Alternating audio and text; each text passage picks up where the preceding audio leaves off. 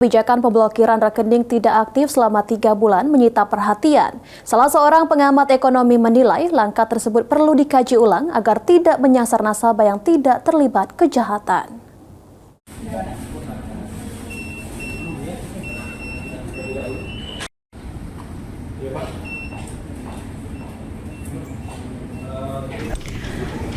Lebih dari 30 juta rekening di Indonesia dilaporkan telah diblokir oleh Pusat Pelaporan dan Analisis Transaksi Keuangan atau PPATK sebagai upaya pencegahan penyalahgunaan rekening untuk judi online dan pencucian uang. Pemblokiran dilakukan terhadap rekening yang tidak aktif selama 3 hingga 12 bulan. 42, silakan menuju ke counter 4. Salah seorang pengamat ekonomi, Muhammad Ihsan Hajri, mengungkapkan, sebelum melakukan pemblokiran, PPATK perlu mengumpulkan data yang lebih komprehensif. Rekening milik pelaku UMKM, mahasiswa, hingga warga yang menyimpan dana untuk kebutuhan medis atau pendidikan dapat terdampak jika kebijakan diterapkan tanpa penyaringan yang jelas.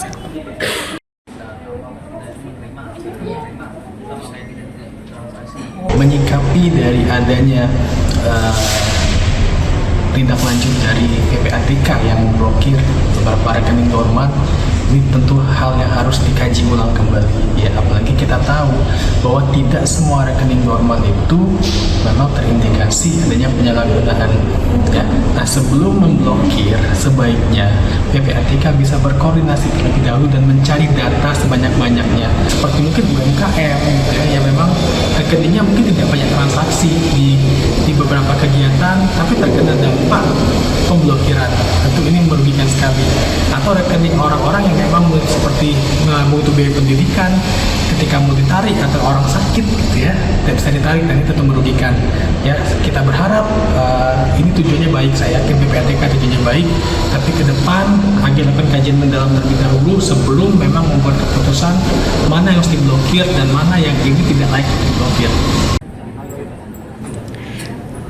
Berdasarkan data dari PPATK, setelah dilakukan verifikasi, sebagian rekening yang diblokir telah dibuka kembali.